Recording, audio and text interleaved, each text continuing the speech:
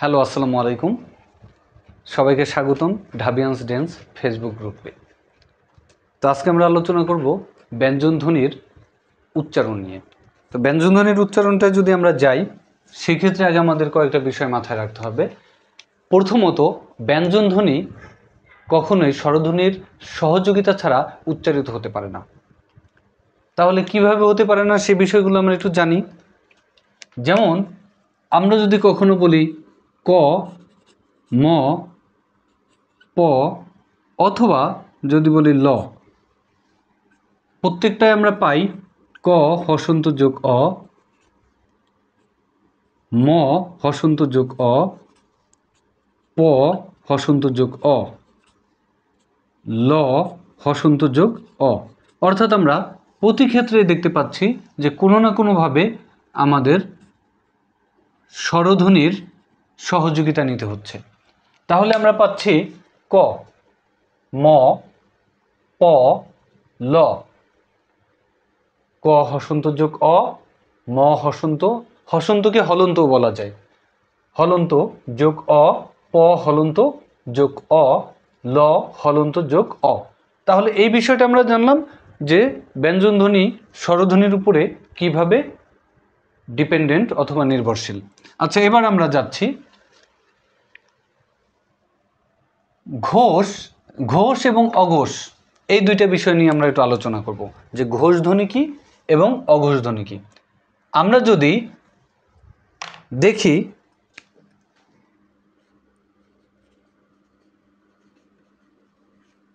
স্বরতন্ত্রী, এই বিষয়টার উপর ডিপেন্ড করবে অঘোষ এবং ঘোষ ধ্বনি। স্বরতন্ত্রী হলো কি? স্বরতন্ত্রী হলো আমরা যারা মানুষেরা আছি, আমাদের বাকযন্ত্রেরই মোস্ট ইম্পর্ট্যান্ট একটা প্রত্যঙ্গ বা অঙ্গ।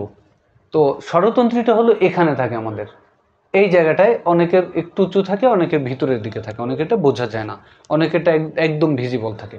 তো এই স্বরতন্ত্রী অনুরণিত হওয়া এবং না হওয়ার উপরে। আমি যদি বলি ম, ম, একটু আপনারা হাতটা ধরে দেখেন, ম একরকম হচ্ছে। আবার যদি বলি ক, খ, গ, ঘ একরকম হচ্ছে। অর্থাৎ প্রত্যেকটা ধ্বনির উচ্চারণের সময় স্বরতন্ত্রী অনেক ক্ষেত্রে অনুরণিত হয় বা কম্পিত হয়, অনেক ক্ষেত্রে কম্পিত হয় না। এর উপর ভিত্তি করে আমরা ধ্বনিগুলোকে অঘোষ এবং ঘোষ ধ্বনিতে দেখতে পাবো। একটা হলো অঘোষ আর একটা হলো ঘোষ। অঘোষ, ঘোষ। ঘোষে অনুরণিত হয়, অঘোষে অনুরণিত হয় না। তাহলে এবার একটু খেয়াল করি, অনুরণিত হওয়া মানে হলো কাপা। এখানে স্বরতন্ত্রীটা কম্পন হওয়া অতিরিক্ত মাত্রায়।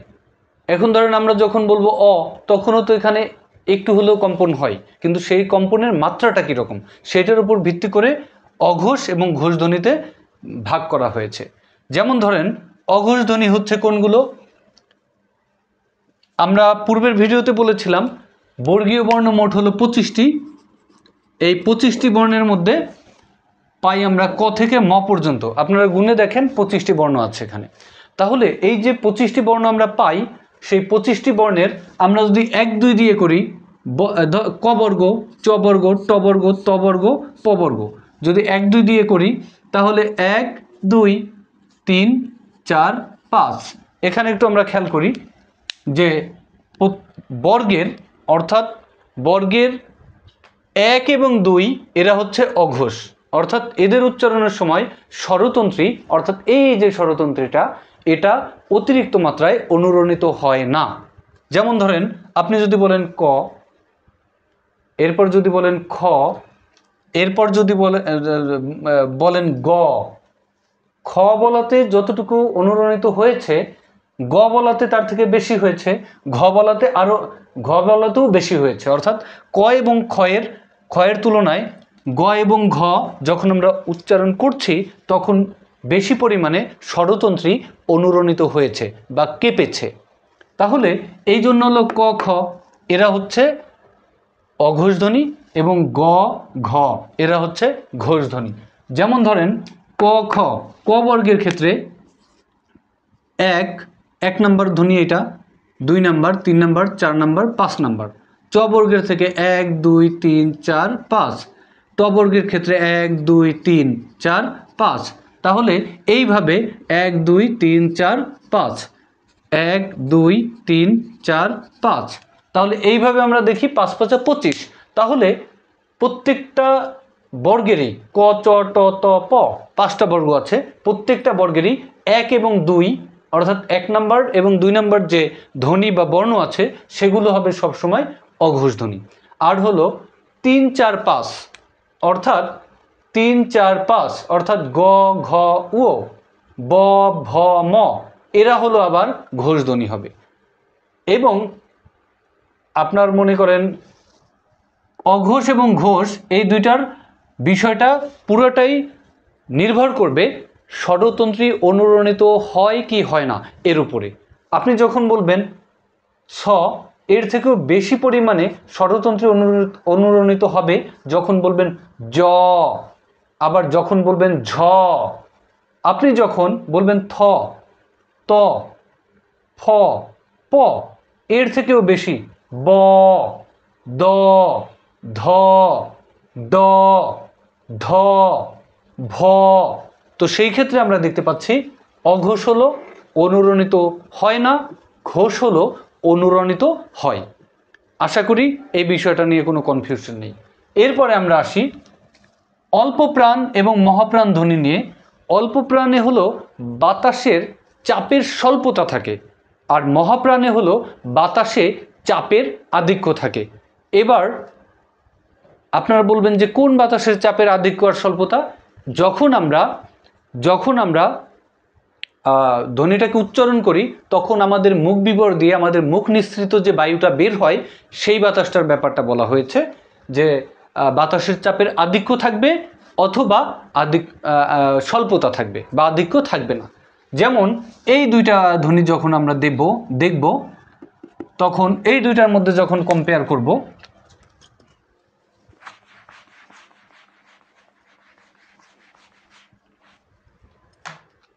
তখন আমরা এখানে একটু লিখে নেই ক এবং খ।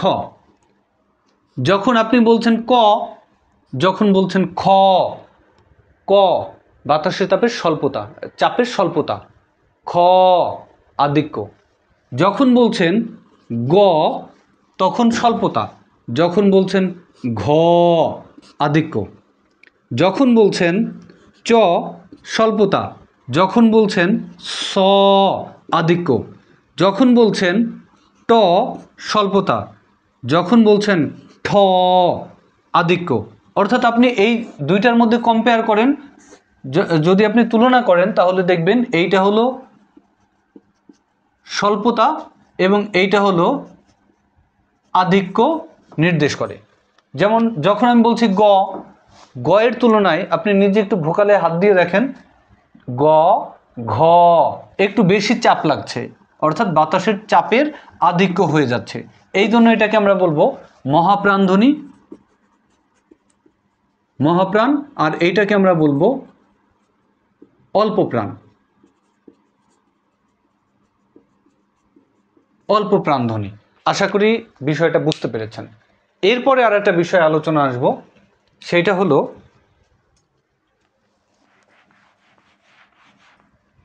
আমাদের এই ধ্বনিগুলোর উচ্চারণের জায়গাটা। যেমন কণ্ঠ, তালু, মূর্ধন্য, দন্ত এবং ওষ্ঠ। এর ভিতরেও অনেক ভাগ আছে, যেমন কণ্ঠবর্ণ বা কণ্ঠধ্বনি, আবার কণ্ঠমূলীয় একটা বিষয় আছে, সে বিষয়টা পরবর্তী ভিডিওতে আসবে। তো এবারে আমরা একটু মূল বিষয়গুলো জানি।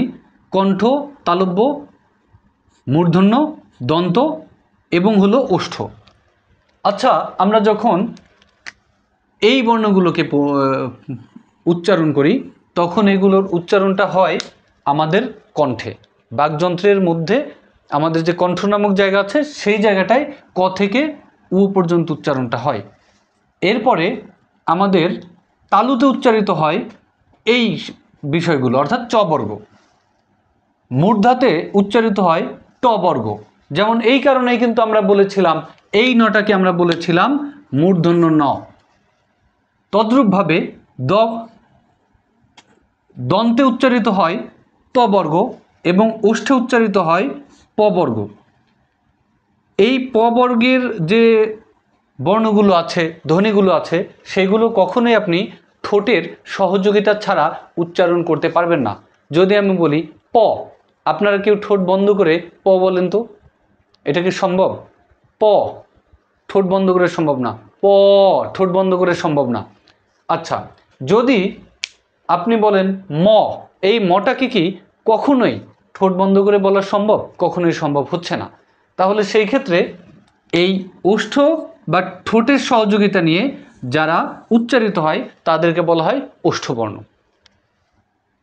দন্ত বা দাঁতের সহযোগিতা নিয়ে যারা উচ্চারিত হয় তাদের বলা হয় দন্তবর্ণ বা দন্তমূলীয় বর্ণ। মূর্ধার সাহায্য নিয়ে যারা উচ্চারিত হয় তাদের বলা হয় মূর্ধন্য বর্ণ। এই কারণে আমরা এটাকে বলছি মূর্ধন্য ন। তাহলে আপনাদের প্রশ্ন যে স্যার আপনি তাহলে টকে কেন মূর্ধন্য ট বলছেন না? কারণ ট দ্বিতীয় আর একটা নাই, ইউনিক, একমাত্র। এরপরে আপনার চ বর্গটা হচ্ছে, সেটা হলো তালুতে উচ্চারিত হয়, এই জন্য এই সবগুলোই হচ্ছে তালব্য ধ্বনি। এবং ক বর্গের সবগুলো হলো কণ্ঠে উচ্চারিত হয়, এই জন্য হলো এরা কণ্ঠমূলীয় ধ্বনি অথবা কণ্ঠ বর্ণ। আশা করি ভিডিওটা আশা করি কনফিউশন থাকার কথা না। তাও আর একবার রিভিশন দিয়ে নিচ্ছি। অঘোষ এবং ঘোষ ধ্বনি, সেই বিষয়টা সম্পূর্ণটা ডিপেন্ড করবে স্বরতন্ত্রের উপরে। স্বরতন্ত্রী অনুরণিত হয় না, এর উপরে ভিত্তি করে অঘোষ এবং ঘোষ ধ্বনিকে বিভক্ত করা হয়েছে। অঘোষ ধ্বনির বেলায় স্বরতন্ত্রী অনুরণিত হবে না, এবং ঘোষ ধ্বনির বেলায় স্বরতন্ত্রী অনুরণিত হবে। আবার আমরা যখন ধ্বনিগুলোকে উচ্চারণ করব, তখন বাতাসের চাপের আধিক্য এবং স্বল্পতা, অর্থাৎ আমাদের মুখ নিঃসৃত যে ধ্বনিটা উচ্চারণের সময় মুখ নিঃসৃত যে বাতাসটা বের হবে, সেই বাতাসটা কি অধিক পরিমাণে ছিল নাকি কম পরিমাণে ছিল? যদি অধিক পরিমাণে থেকে থাকে তাহলে সেইটা হবে মহাপ্রাণ ধ্বনি। যদি চাপ কম থাকে, মানে স্বল্পতা থাকে বাতাসের চাপের, তখন সেটাকে আমরা বলবো অল্প প্রাণ ধ্বনি। আশা করি বুঝতে পেরেছেন। এবার পরীক্ষায় কিভাবে আসবে একটা প্রশ্ন দিকে দেখাই। যেমন ধরেন, নিচের কোনটি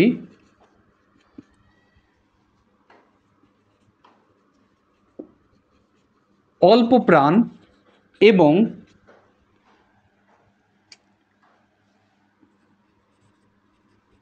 অঘোষ?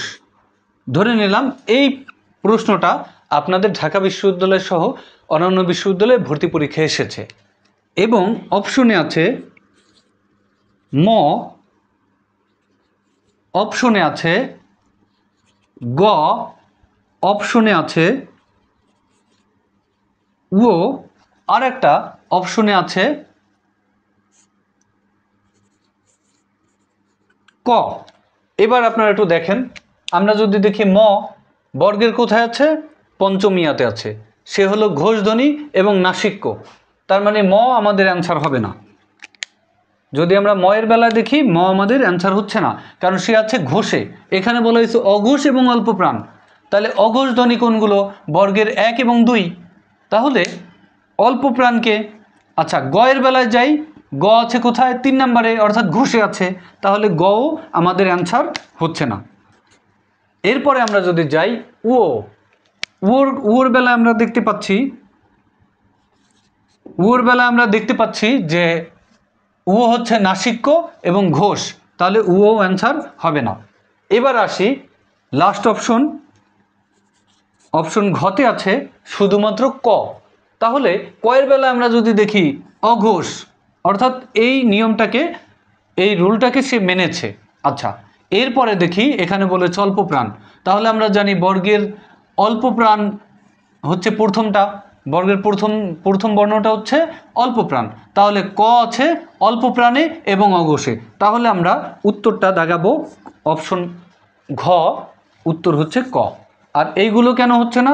উনি হচ্ছে মহাপ্রাণ, উনি হচ্ছে ঘোষ এবং নাসিক্য, উনি হচ্ছে ঘোষ এবং অল্প প্রাণ, উনি হচ্ছে নাসিক্য এবং ঘোষ। শুধুমাত্র ক হচ্ছে অঘোষ এবং অল্প প্রাণ ধ্বনি। তাহলে উত্তর হবে ক। তো আপনাদের জন্য আরেকটা প্রশ্ন আমি রেখে যাই, পরবর্তী ক্লাসে ভিডিও দেখে কেউ যদি এটার উত্তর দিতে চান আপনারা কমেন্ট বক্সেও জানিয়ে দিতে পারেন, অথবা এই উত্তরটাকে আপনারা মনে করেন আমাদেরকে মনে করেন যে পরবর্তী ক্লাসেও জানাতে পারেন। আচ্ছা, প্রশ্নটা হলো নিচের কোনটি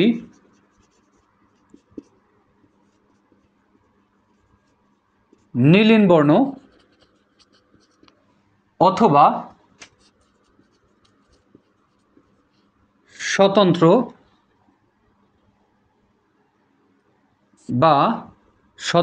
বা আলাদা?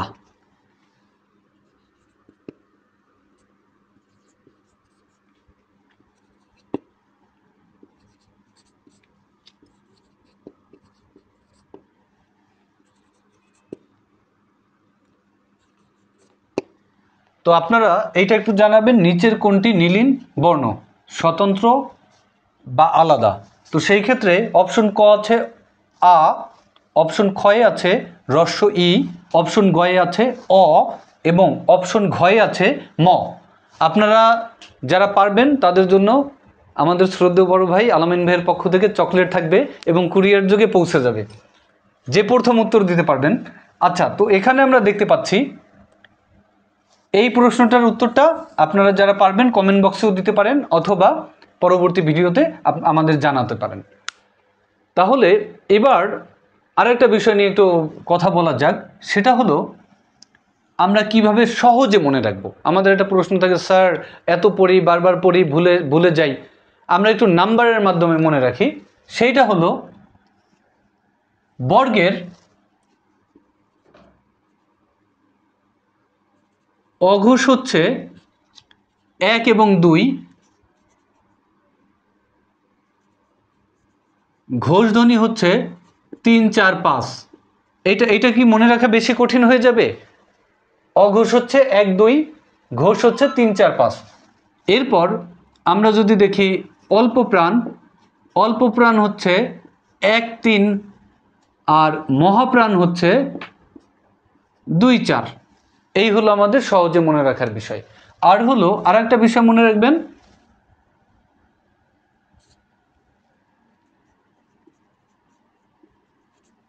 কতাম দত্ত, এইটা মনে রাখবেন, কতাম দত্ত মনে রাখবেন। কতাম দত্ত কণ্ঠমূলীয় বা কণ্ঠধ্বনি, তালব্য ধ্বনি, মূর্ধন্য ধ্বনি, দন্তধ্বনি, ওষ্ঠধ্বনি। এটা এখানে হবে না, কিন্তু আমি এটা দিয়ে দিলাম যাতে আপনাদের মনে থাকে। কতাম দত্ত দিয়ে আপনারা মনে রাখবেন কোনটা কণ্ঠমূলীয়, কোনটা তালব্য, কোনটা মূর্ধন্য, কোনটা দন্ত, কোনটা ওষ্ঠ। আর এই নাম্বারগুলো দিয়ে মনে রাখবেন কোনটা ঘোষ এবং কোনটা অঘোষ।